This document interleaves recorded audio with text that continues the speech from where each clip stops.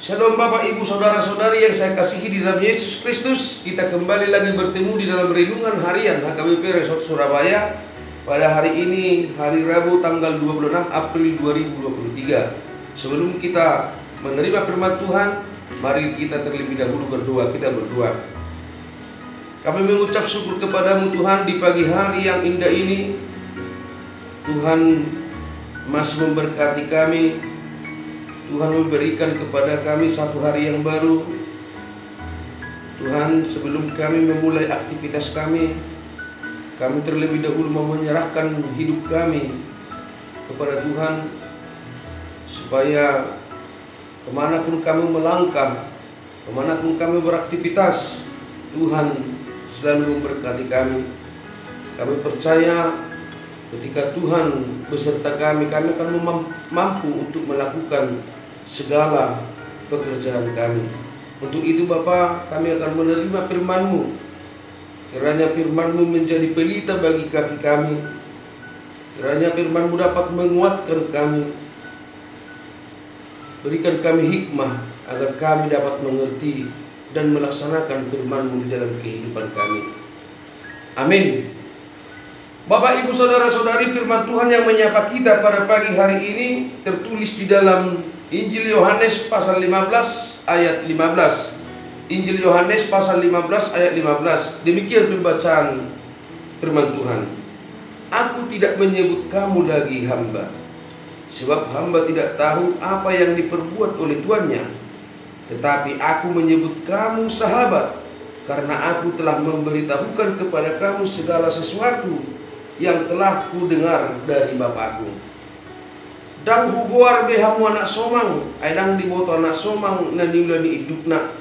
Aliali dohamu hudok, ainunga huba boto Tuhanmu seluhukna na hubigi siad damang. Demikian pembacaan firman Tuhan.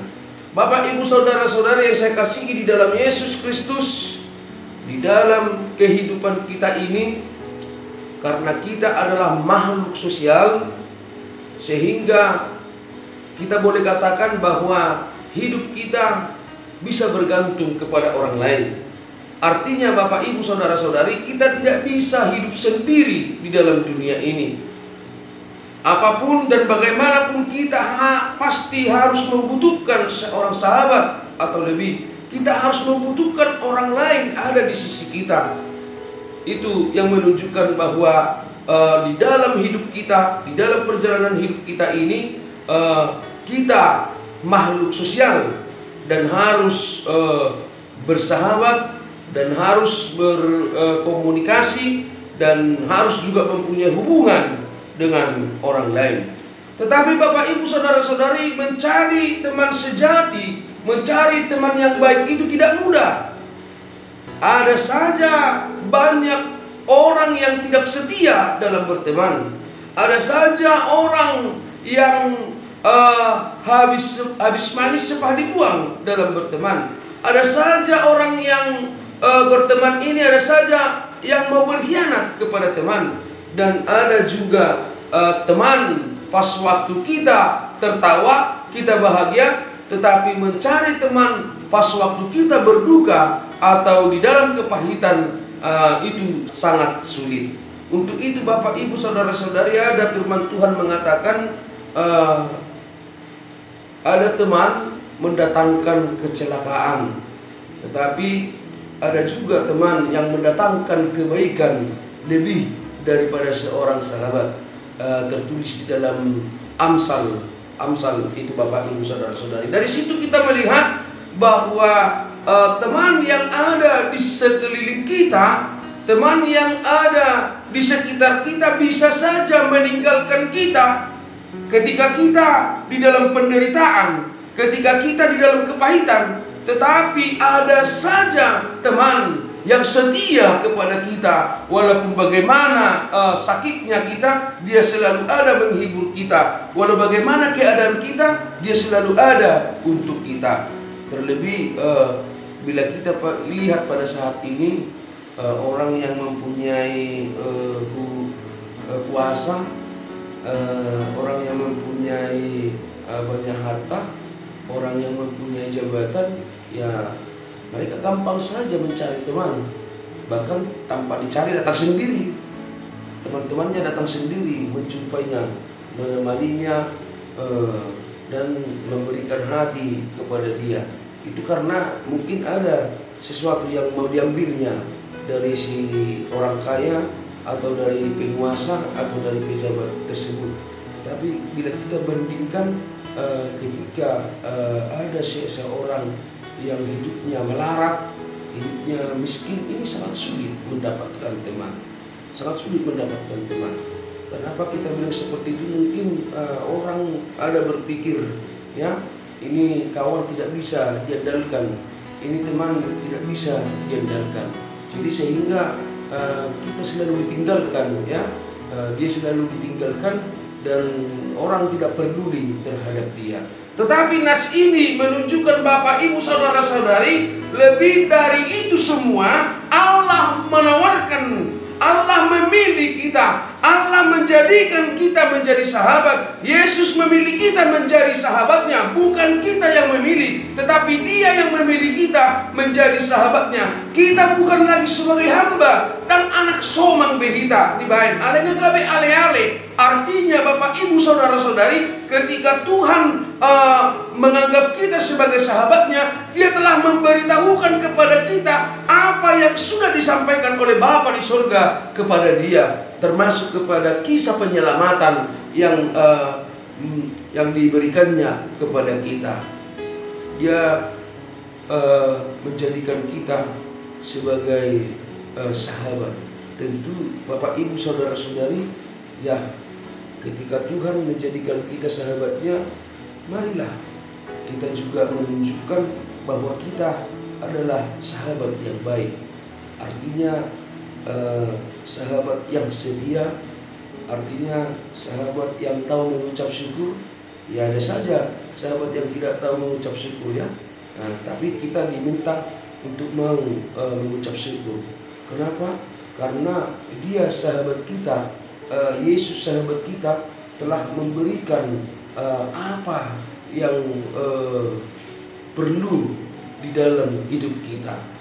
Terlebih Bapak Ibu Saudara-saudari, ketika kita di dalam pergumulan, Dia ada untuk kita. Ketika kita di dalam pencobaan, Dia ada untuk kita. Ketika kita di dalam perkara, Dia ada untuk kita. Itu makanya ada lagu yang mengatakan, segala perkara dapat kutanggung di dalam Dia yang memberi kekuatan. Dia sahabat yang baik, memberi kekuatan kepada kita ketika kita dalam permasalahan. Ketika kita di dalam bergelimang air mata, Dia juga ada menghibur kita. Artinya Bapak Ibu Saudara-saudari, Tuhan sudah menunjukkan bahwa Dia adalah memang betul-betul sahabat yang baik, sahabat yang memberikan nyawanya untuk kita, yang memberikan hidupnya untuk kita, yang rela menyangkal diri untuk kita, yang rela memikul salib untuk kita. Nah, sekarang yang menjadi pertanyaan, apa balasan dari kita? Apa balasannya dari kita? Secara kita sudah dipilih menjadi sahabatnya, dan semua sudah diberikan kepada kita. Apa yang tidak Tuhan berikan lagi kepada kita? Apa balasan kita?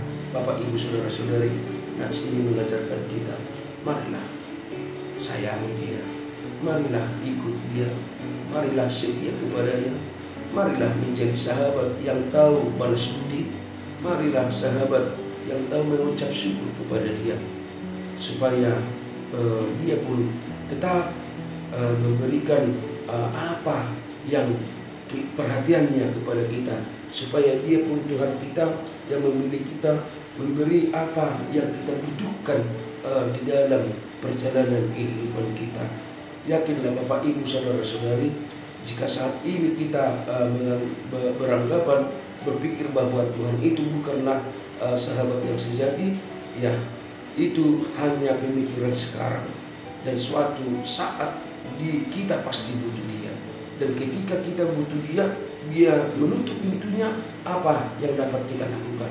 Apa yang dapat kita perbuat? Hanya penyesalan. Hanya penyesalan. Tetapi marilah melalui nats ini, Dia telah memilih kita. Kita bukan lagi sebagai hamba, tetapi kita dipilihnya menjadi sebagai sahabat. Marilah terima Dia. jadikanlah Tuhan kita itu menjadi sahabat sejati bagi kita. Artinya Bapak Ibu Saudara-saudari, ketika Dia membuka pintu bagi kita menjadi sahabat kita, artinya jangan sia-siakan kesempatan ini. Jangan sia-siakan kesempatan ini secara kita percaya bahwa tiada yang mustahil bagi Dia, secara kita percaya bahwa semua ada di dalam Dia. Artinya ketika Dia sahabat yang sejati bagi kita, marilah berikan waktumu, berikan pikiranmu, berikan apa yang ada dalam hatimu kepada Dia, supaya semuanya terjawab, semuanya dibantu oleh Dia. Jangan coba-coba untuk tidak mau bersahabat, apalagi meninggalkan Dia. Jangan, nanti kita malah rugi sendiri. Kita yang tidak diperdulikan lagi. Tapi ketika kita menyambut dan menerima dengan baik, bahkan membalas perbuatannya dengan pujian kita, dengan tingkah laku kita, berarti kita akan menunjukkan rasa bahwa kita memang butuh Yesus di dalam kehidupan kita. Yang kedua, Bapak Ibu Saudara-saudari, bersahabat dengan Yesus tidak seperti bersahabat di dunia ini. Di dunia ini kadang dua sahabat bisa sama-sama melakukan yang jahat, sama-sama membohongi, sama-sama mencuri, itu mereka juga bisa dikatakan sahabat. Ya, sama-sama melakukan yang tidak sesuai dengan kehendak Tuhan. Tetapi sahabat kita yang sejati ini, Tuhan kita Yesus Kristus ini mengajarkan kepada kita, kalau mau menjadi sahabatnya, hindarilah perbuatan-perbuatan dosa, hindarilah perbuatan-perbuatan yang menyakiti perasaannya, tetapi ikutlah jalannya, ikutlah apa yang sudah diperintahkan kepada kita, ikutlah apa yang diinginkan dari kita, yaitu perbuatan kita selalu perbuatan yang baik, selalu perbuatan memuji, dan selalu perbuatan yang menunjukkan sikap rendah hati. Artinya ketika Tuhan menunjukkan ciri-ciri Dia menjadi Yesus Mesias, Raja Selamat yang kita percaya, yang kita yakini, maka sifat itu harus ada di dalam diri kita. Karakter Yesus yang kita percayai harus ada di dalam diri kita. Artinya kita marilah menjadi juga sahabat yang rendah hati, sahabat yang tidak sombong, sahabat yang giat di dalam bekerja, sahabat yang tidak pemalas, sahabat yang tidak sembarangan, tetapi menjadi sahabat dan betul-betul sahabat yang mengikuti perilakunya, yang mengikuti karakternya, sehingga di dalam perjalanan hidup kita, kita pun boleh dikenal, bisa dilihat dan dikenal orang, kita adalah sahabat Tuhan. Tidak mungkin orang mau bersahabat, mau berteman ketika kita hidup kita adalah amburadul atau hidup kita jahat. Tidak mungkin itu. Orang akan meninggalkan kita, Bapak Ibu Saudara-saudari, kalau kita jahat. Begitu juga Tuhan kita. Walaupun Dia memilih kita menjadi sahabatnya, tetapi ketika kita tidak menjadi sahabat yang baik, ketika kita jahat, ketika kita ikut menyembah dewa-dewa lain, tidak setia kepadanya, ketika kita perlakuan kita, pikiran kita juga, perkataan kita juga menunjukkan bahwa kita adalah orang-orang yang berdosa dan orang yang tidak percaya, maka yakinlah Dia juga akan memilih kita. Untuk itu Bapak Ibu Saudara-saudari, terimalah Tuhan di dalam hidup kita. Percayalah semua pergumulan kita ada di dalam Dia. Mintalah kepadanya, maka semua yang akan kita minta itu akan diberikan kepada kita. Semoga kita dikuatkan untuk melakukan firman-Nya di dalam perjalanan hidup kita. Amin. Kita berdoa. Terima kasih Tuhan untuk firman-Mu yang menyapa kami pada pagi hari ini. Tuhan memilih kami menjadi sahabat Tuhan. Untuk itu Bapa ajari kami untuk berlaku menjadi seorang sahabat yang sejati, seorang sahabat yang setia, mengikut Tuhan di dalam perjalanan hidup kami. Walau apapun deraan, walau apapun pergumulan yang menimpa hidup kami, tetapi kami tetap setia bersama Tuhan. Untuk itu Bapa, mampukan kami untuk melakukan firman-Mu di dalam perjalanan hidup kami sehari-hari. Kami yakin dan percaya ketika kami ada di dalam firman Tuhan, ketika kami berlaku sesuai dengan firman Tuhan, maka kebenaran akan ada di dalam diri kami, sehingga melalui itu kami akan dapat bersukacita, akan dapat bersyukur di dalam kehidupan kami sehari-hari. Berkati seluruh jemaat-Mu Bapa di HKBP Resort Surabaya ini, dari anak-anak hingga lanjut usia. Berikan sukacita Bapa, berikan kekuatan bagi jemaat-Mu yang melakukan pekerjaannya pada hari ini. Berikan kebijaksanaan, kepintaran, kecerdasan bagi anak-anak-Mu yang duduk di bangku sekolah. Begitu juga Tuhan, berkati tumbuh kembang dari anak-anak-Mu yang masih balita, supaya di hari-hari ke depan mereka berkembang menjadi orang-orang yang bijaksana, orang-orang yang taat dan patuh hanya kepada Tuhan. Terima kasih Tuhan Yesus, hapuskan segala dosa kesalahan kami, agar kami layak menerima berkat-Mu, agar kami layak disebut anak-anak-Mu. Terpuji termulialah nama-Mu, sekarang sampai selama-lamanya. Amin. Salam, Horas Amanginang, selamat beraktivitas, Tuhan memberkati.